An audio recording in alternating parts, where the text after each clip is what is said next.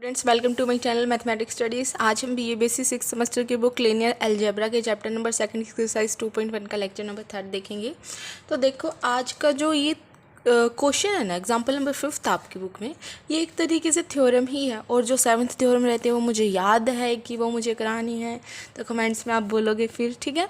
तो मैं नेक्स्ट जब भी उसकी बारी आएगी तब उसको करेंगे, जब उसकी ज़रूरत पड़ेगी क्वेश्चंस के अंदर करेंगे हम सब कुछ। लेकिन अभी मैं जिस तरीके से करवा रही हूँ वैसे वैसे आपको करते जाना है, ठीक है। तो ये है आपका एग्जाम्पल नंबर 5 जो आपकी बुक में दे रखा है, और ये एक थ्योरम ही है जो कि काफ़ी इंपॉर्टेंट है। इससे रिलेटेड एक्सरसाइज में भी कुछ क्वेश्चन है वो भी मैं कराऊंगी, कुछ एग्जाम्पल्स तो आई थिंक इससे रिलेटेड ज़्यादा नहीं है, ठीक है। तो हम देखते हैं वो आप ये देखो। लेकिन जो ये थ्योरम का कंसेप्ट है ना, जो इसका प्रूफ है वो पेपर में आ जाता है। ये जो आपका क्वेश्चन है अभी जो सबसे पहले हम करेंगे वो इम्पोर्टेंट है, ओके। तो देखो क्या है कि show that if two vector space, अगर हमारे पास दो वेक्टर स्पेस हैं, शो करो if two vector space we are linearly dependent.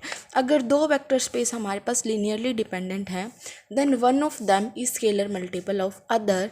तो एक दूसरे का स्केलर मल्टीपल होगा और दूसरा पहले का स्केलर मल्टीपल होगा, समझे। हमारे पास दो वेक्टर स्पेस, मतलब क्या बोल रखा है, दो वेक्टर स्पेस जो कि लीनियरली डिपेंडेंट है। लीनियरली डिपेंडेंट का मतलब क्या है कि जो दोनों वेक्टर लेंगे ना हम, वो नॉट बोथ ज़ीरो होंगे, मतलब वो दोनों ज़ीरो नहीं होंगे, उनमें से कोई एक ज़ीरो। हमें ये ज़रूर पता है कि उनमें से पक्का एक तो कोई नॉन ज़ीरो होगा क्योंकि लीनियरली डिपेंडेंट है, ठीक है। फिर वहाँ से हम निकालेंगे कि जो एक वेक्टर है ना वो दूसरे वेक्टर का क्या है, मल्टीपल, स्केलर मल्टीपल। अभी बता देते हैं, बिल्कुल ही इजी थ्योरम और इम्पोर्टेंट भी है, ठीक है। तो हमने दो ले लिए vector, let u v belongs to vector space V F. हमें if two vector space V F, यहाँ पे वेक्टर स्पेस नहीं आएगा, यहाँ पे दो वेक्टर आएगा वेक्टर स्पेस के अंदर से, कि शो करो अगर दो वेक्टर लेंगे हम वेक्टर स्पेस के अंदर से, ठीक है। इस तरीके से आएगी स्टेटमेंट,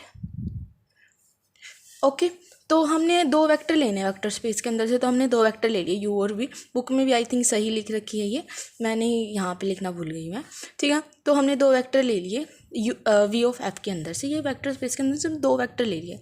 क्योंकि इन्होंने बोल रखा है कि लीनियरली डिपेंडेंट है, तो डेफिनेशन के अकॉर्डिंग हमने then there exist two scalars A B, और जो कि नॉट बोथ ज़ीरो होंगे, मतलब कम से कम इनमें से एक तो ऐसा ज़रूर होगा जो कि ज़ीरो नहीं है, ठीक है। सच दैट हमारे डेफिनेशन के according A you plus B we equals to zero, A you plus B we equals to zero. जैसे हम वो कर देते ना A1 U1 A2 U2, अगर हम यहाँ पे U1 V1 ले ले और A1 A2 ले ले तो भी कोई दिक्कत नहीं, फिर हम लिख देते A1 U1 A2 U2।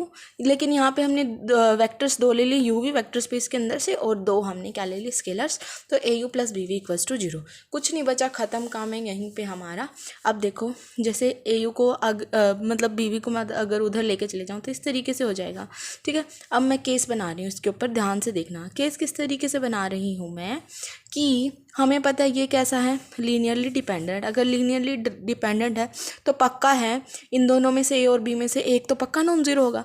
अगर मेरा ए नॉन ज़ीरो है, अगर मेरा एक नॉन जीरो है, तो हमें पता है कोई भी अगर हमारा नॉन जीरो है तो इसका इन्वर्स पक्का एग्जिस्ट करता है, क्योंकि अगर वो जीरो हो तो 1/0 इन्फिनिटी हो जाता है। लेकिन अगर कोई भी चीज़ नॉन जीरो है तो उसका इन्वर्स एग्जिस्ट करता है, then A inverse exist.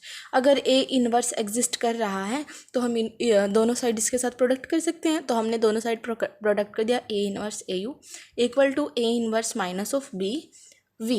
A inverse a इकट्ठा कर देंगे, रूल है, हमने एसोसिएटिव प्रॉपर्टी पढ़ रखी है, a inverse minus of b v. A inverse a हमारा क्या हो जाएगा, 1 इंटू यू इक्वल्स टू हमारा minus of a inverse b v. हमारा इस तरीके से आ गया, u equals to a inverse का मतलब 1/a है, तो minus of b by a into v. अब देखो क्वेश्चन में क्या बोल रखा था कि लीनियरली डिपेंडेंट है तो एक दूसरे का स्केलर मल्टीपल होगा। जैसे u है ना, इसका स्केलर ये हो गया स्केलर मल्टीपल, ठीक है। u v का स्केलर मल्टीपल होगा, क्या स्केलर है यहाँ पे, minus of b by A. Similar ये तो जब केस था अगर मेरा a नॉन जीरो है, अगर मेरा b नॉन जीरो है, ठीक है, अगर मेरा b नॉन जीरो है तो वो हमारा b इन्वर्स एग्जिस्ट करेगा, ठीक है। अगर b इन्वर्स एग्जिस्ट करेगा तो हम क्या कर सकते, जैसे इसमें इधर ले लो ये, जैसे मैं B we equals to minus of A U ले लो, ठीक है। b मतलब इधर उसको लेके चले जाएं, फिर माइनस ऐसे तो आ सकता है, कोई दिक्कत नहीं है ना। तो हमने इस तरीके से ले लिया, क्योंकि अब हम बी का मल्टीपल निकाल रहे हैं तो इस वजह से बस।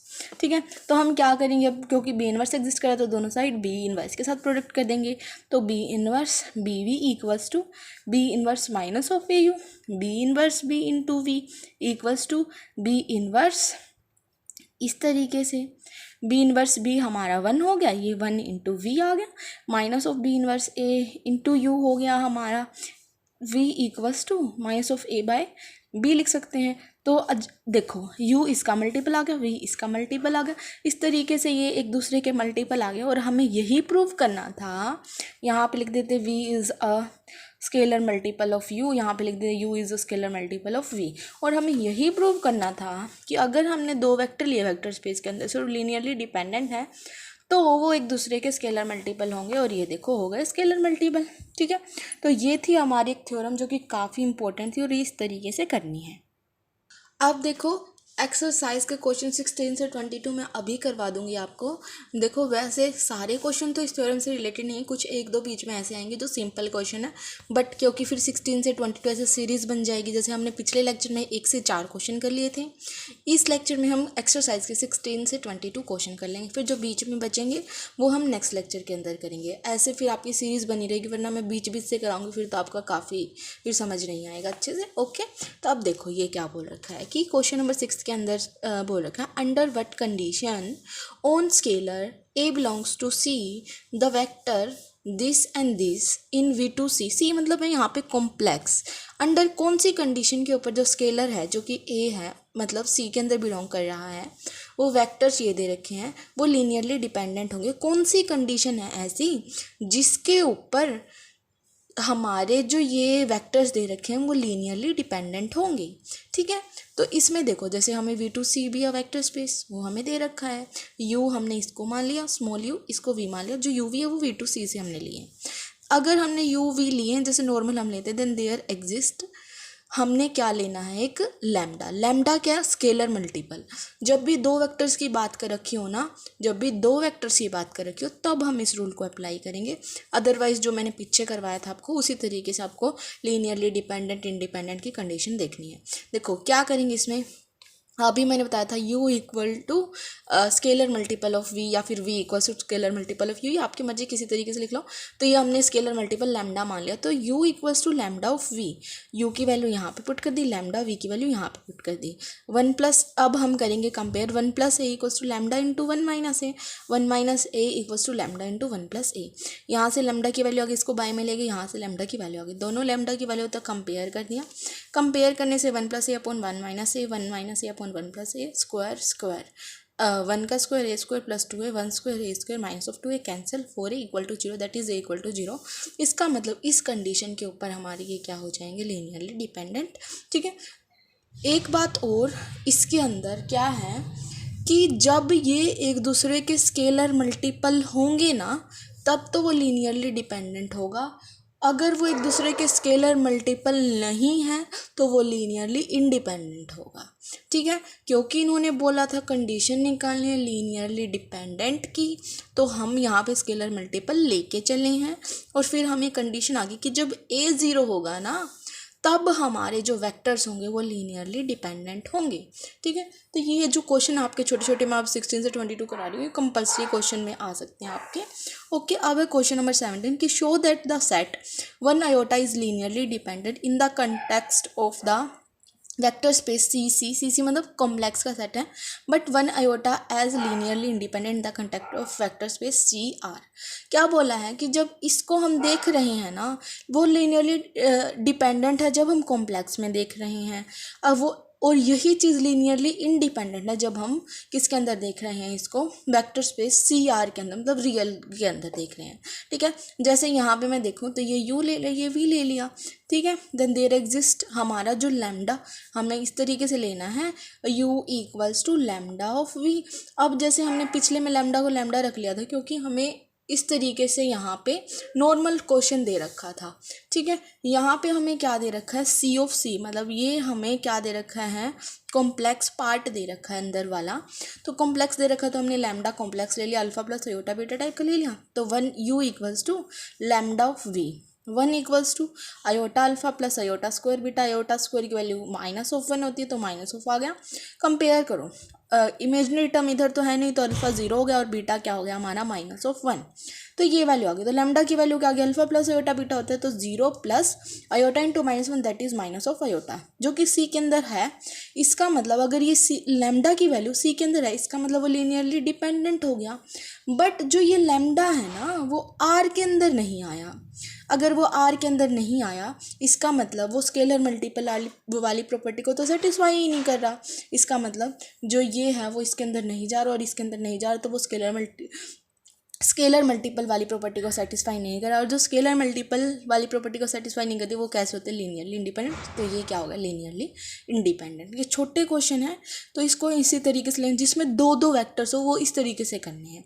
क्या किया था, u equals to lambda of v करना था, ये वैल्यू रखनी थी, यहाँ से लैम्डा आ गया जो c के अंदर है, कॉम्प्लेक्स के अंदर। इसका मतलब कॉम्प्लेक्स वाले पार्ट में तो वो लीनियरली क्या है, डिपेंडेंट है, लेकिन इसमें बिलोंग ही नहीं किया। आयोटा रियल में थोड़ा ना होता है, नहीं होता। तो इसका मतलब ये हमारा इसके अंदर बिलोंग नहीं करा, तो वो लीनियरली इंडिपेंडेंट हो गया। अब देखो क्वेश्चन 18 वैसा तो नहीं है, लेकिन बीच में आ रहा है तो हम ये कर लेते हैं, क्योंकि ये मुश्किल ये भी नहीं है कि let u V w with the vector of V F vector space दे रखा है, ठीक है। यहाँ पे u v w इसके वेक्टर हैं, a b फील्ड के अंदर से ले रखा है। शो करना है, show that the set this is linearly dependent. u v w वाला सेट है ना वो लीनियरली डिपेंडेंट होगा इफ़ द सेट, अगर ये वाला सेट लीनियरली डिपेंडेंट दे रखा है तो हमें प्रूफ करना है कि ये वाला लीनियरली डिपेंडेंट है, और हमें गिवन है कि ये वाला लीनियरली डिपेंडेंट है, ठीक है। सिंस u प्लस ये लिख दिया, since u plus A V plus V W R क्या है हमारा लीनियरली डिपेंडेंट, क्वेश्चन में दे रखा है। अगर ये लीनियरली डिपेंडेंट है तो हमारे स्केलर एग्जिस्ट करेंगे a1 a2 a3, जो कि सारे के सारे जीरो नहीं होंगे, क्योंकि लीनियरली डिपेंडेंट में सारे के सारे जीरो नहीं होते हैं। और वो इस तरीके से होंगे a1 into this, a2 into this plus a3 into this equals to 0, ठीक है। उसके बाद हमने क्या किया, u वाली सारी टर्म इकट्ठी कर ली, v वाली सारी टर्म इकट्ठी कर ली, w वाली सारी टर्म्स हैं जो हमने इकट्ठी कर ली। ये आ गया हमारा यहाँ पे, ठीक है। उसके बाद हमें पता है कि जो हमारे ये दे रखे हैं a1 a2 a3 वो सारे के सारे नॉट ऑल जीरो हैं, ठीक है। अगर हमारे सारे के सारे नॉट ऑल जीरो हैं तो ध्यान से देखो, अगर मेरा a1 जीरो नहीं है तो अगर मेरा a1 जीरो नहीं है तो मेरी ये टर्म भी जीरो नहीं होगी, ये टर्म भी जीरो नहीं होगी। अगर मेरा a2 जीरो नहीं है तो फिर मेरा ये बच जाएगा इसके अंदर। मतलब अगर हमारा कुछ ना कुछ, अगर मेरा a1 जीरो नहीं है तो यहाँ पे पक्का बचेगा, a2 जीरो नहीं है तो यहाँ पे पक्का बचेगा, a3 जीरो नहीं है तो यहाँ पे पक्का बचेगा। मतलब क्या बोलने की कोशिश कर रही हूँ मैं कि अगर ये सारे के सारे a1 a2 a3 not all zero का केस है तो हमें पक्का पता है कि a1 plus a2 a1 plus a1 b plus a3 वो भी क्या होंगे, नॉट ऑल जीरो होंगे। तो ये क्या हो गया हमारा लीनियरली डिपेंडेंट। कौन हो गया linearly dependent, u v w के साथ ये तीन स्केलर है। देखो ध्यान से दोबारा बताती हूँ कि ये तो हमें लीनियरली डिपेंडेंट दे रखे थे, ठीक है। हमें प्रूव करना था कि u v w वाला लीनियरली डिपेंडेंट हो जाए। तो लीनियरली डिपेंडेंट जो दे रखा था उसके अकॉर्डिंग हमने डेफिनेशन लगाई, फिर हमने u के साथ अलग से ले लिया जो आया, स्केलर v के साथ अलग से, w के साथ अलग से। a1 a2 a3 तो हमें बोल रखा है कि नॉट ऑल जीरो हैं, और अगर ये नॉट ऑल जीरो तो हमें पक्का पता चल गया कि जो u v w के साथ स्केलर हैं वो भी नॉट ऑल जीरो ही होंगे। इसका मतलब जो u v w के साथ भी नॉट ऑल जीरो का केस आ गया तो जो u v w वाले हैं वो भी क्या होंगे, लीनियरली डिपेंडेंट, और यही प्रूव करना था, ठीक है। उसके बाद question number 19, prove that the vector a1 a2 and b1 b2 in v2f vector space v2f are linearly dependent if a1 b2 minus a2 b1 equals to 0। बिल्कुल ईजी है, कुछ भी नहीं है कि जो ये वेक्टर्स दे रखे हैं ना इसके अंदर वो लीनियर डिपेंडेंट होंगे इस कंडीशन के ऊपर। तो u हमें a1 a2, v हमें b1 b2 बोल रखा है ना v2f से, तो ये u v ले लिया हमने। अगर हमें दो दे रखे होते हैं तो हम किस तरीके से और ये बोल रखा लीनियरली डिपेंडेंट है। अगर लीनियरली डिपेंडेंट है तो u equals to scalar multiple of v, तो यो लैम्डा ले लिया, a1 a2 equal to lambda of b1 b2, a1 equal to lambda of b1, a2 equal to lambda of b2, lambda की value निकाली, compare किया और ये condition आ गई इस तरीके से। ओके, बिल्कुल ईजी थी। उसके बाद हमारा नेक्स्ट कंसेप्ट है, एक बार ये क्वेश्चन देख लेते हैं पहले, इससे रिलेटेड है जो अभी आयोटा वाला क्वेश्चन किया था उस तरीके का कुछ कुछ। क्या बोल रखा है इन्होंने कि show that the vector u v in v2 are linearly dependent but in v2 are linearly independent. ठीक है, कि जो हमारे ये वेक्टर है ना वो u v वो लीनियरली डिपेंडेंट है किसके अंदर, सी कॉम्प्लेक्स के अंदर, और रियल के अंदर लीनियरली इंडिपेंडेंट। तो यू भी दे दिया, उसके लिए हमारा lambda alpha plus iota beta type का होगा, such that U equal to lambda of V, U की वैल्यू लैम्डा वी की वैल्यू, जहाँ पे क्वेश्चन में आयोटा टाइप की टर्म दे रखी हो तो लैम्डा हमें alpha plus iota beta type का लेना है।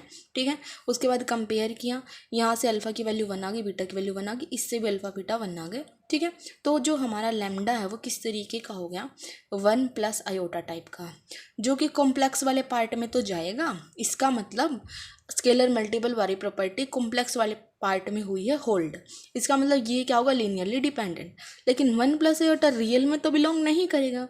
अगर स्केलर मल्टीपल वाली प्रॉपर्टी रियल में अगर नहीं गई, इसका मतलब वो क्या हो गया, लीनियरली इंडिपेंडेंट। जो क्वेश्चन नंबर 22 अभी बता रही हूँ वो सिर्फ और सिर्फ क्या करना है, जो 5th एग्जाम्पल करवाया था उसके अंदर कॉम्प्लेक्स की जगह रियल की जगह अगर हम आर की जगह सी कर देंगे तो वही थ्योरम है 22 क्वेश्चन। अब बारी आई इस क्वेश्चन की, क्वेश्चन नंबर 20 जो कि बहुत ईजी है। इफ़ हमारा यहाँ पे दे रखा है px is the vector space of all the polynomial over the field then show that the infinite set is linearly independent. px हमें एक पोलिनोमियल स्पेस वेक्टर स्पेस दे रखा है सारे के सारे पोलिनोमियल का ओवर द फील्ड है, तो हमें शो करना है कि जो ये है वो लीनियरली इंडिपेंडेंट हो जाएंगे। लेट px, ये वही जो लाइन हमें दे रखी है वो लिख ली। Then there is the scalar a1 a2 up to so on. इसको हम इस तरीके से लिख सकते हैं a1 1 a2 x a3 x cube up to so on 0। ठीक है, यहाँ पे हम क्या करेंगे, ध्यान से सुनना कि ये हमें जो 1x² है, अब ये तो हमारे क्या है, 0 है नहीं, क्योंकि इस तरीके से वैल्यू हमारी बढ़ती जा रही है। तो इन सब का सम 0 कब होगा, सोचने वाली बात है। इन सब का सम 0 कब होगा, इन सब का सम 0 तब होगा जब a1 0 a2 0 a3 0, क्योंकि ये सारे प्लस में हैं और ये 0 भी नहीं है। तो इन सब का सम 0 कब होगा, जब a1 0 होगा a2 0 होगा a3 0 होगा, अप टू सो जितने भी स्केलर सारे 0 होंगे, और जब सारे स्केलर 0 होंगे तो वो क्या होगा, लीनियरली इंडिपेंडेंट। तो इस तरीके से हो गया प्रूफ। ठीक है, तो ये थे एक्सरसाइज के क्वेश्चन एग्जाम्पल नंबर 5th से रिलेटेड, तो आप आज ये कर लेंगे। Thank you guys for watching my video, please do like share subscribe to my channel. Thank you so much.